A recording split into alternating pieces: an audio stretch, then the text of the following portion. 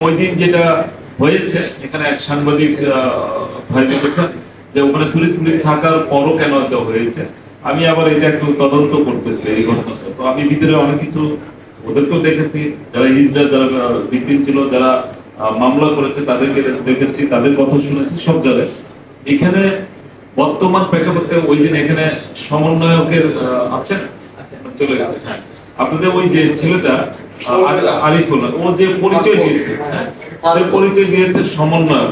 এখন তাৎক্ষণিক ভাবে ওখানে 40-50 জন একত্রিত হয়ে সমন্বয়ক বললে সেখানে ওই যে পুলিশের সাব ইন্সপেক্টর 2-3 জন এটাকে রেসিস্ট করা, কন্ট্রোল না হয়ে সেই ধরনের পরিস্থিতি কিন্তু ডিফিকাল্ট। আবার সেটা আরেক দিকে টার্ন করতে পারে। সেই সব কারণে হয়তো পুলিশ ওই সময় যতটুকু নীরব ভাবে এটাকে মানে কোলডাউন করে এটাকে বিস্তর করে এটা হ্যান্ডেল করা যায় সেটাই করেছে। সেটা কিন্তু অন্য সময় হলে আরেক রকম।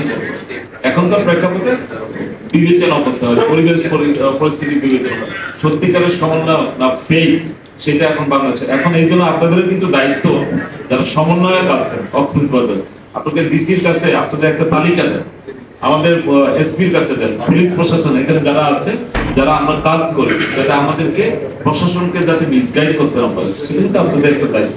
আইন তো এইটাই বললাম, সে ওই জায়গাতে নিয়ে তাকে যে কানে উদ্বোধ করানো, তারপর লাঠি দিয়ে বাড়ি মারা, এটা কেউ পারবে না। আইন তো হাতে তুলে নিতে পারবে না। সেটা সে যদি ইসরায়েল হোক অথবা ক্রিমিনাল হোক, সেটা আইন আমাদেরকে আইন প্রয়োগকারী সংস্থার কাছে হ্যান্ডওভার করতে হবে। সেটা কেউ মানতে পারবে না। সেটা যে অফেন্স, যেটা তার দায়িত্ব, সেই মামলা হবে, সেটাই তার দায়িত্ব।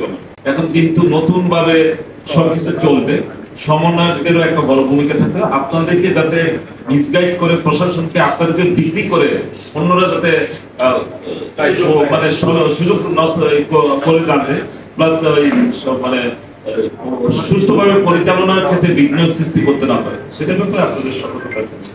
তো এখানে যেমন অনেকগুলো কথা বলতে একটা জিনিস গুরুত্বপূর্ণ আমার কাছে, নিরাপত্তা, একজন বলেছেন নিরাপত্তা, খাদ্য, আচরণ, এই তিনটা খুবই গুরুত্বপূর্ণ। অবশ্যই এই তিনটার মধ্যে নিরাপত্তা কিন্তু শুধুমাত্র একটা আমরা মনে করি, নিরাপত্তা মানে আইন শৃঙ্খলার নিরাপত্তা, এটা অবশ্যই গুরুত্বপূর্ণ।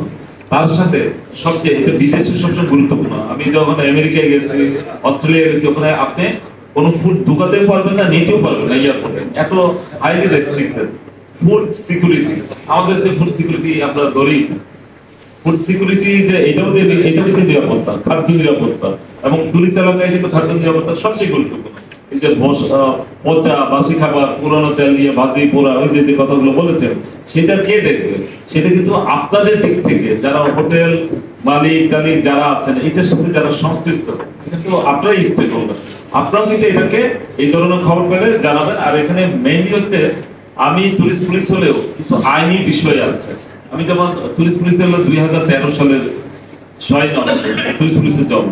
তো আইন বিধিগুলো হয়ে গেছে আগে, আমরা এখন নতুন করে টুরিস্ট পুলিশের অনেক আইনগুলোতে আমরা ঢুকে যাচ্ছি। আমরা মন্ত্রণালয় এগুলো বলেছি, পরিবেশের সাথে টুরিস্ট পুলিশকে ইনভলভ করা, এই ধরনের অনেক কিছু আছে।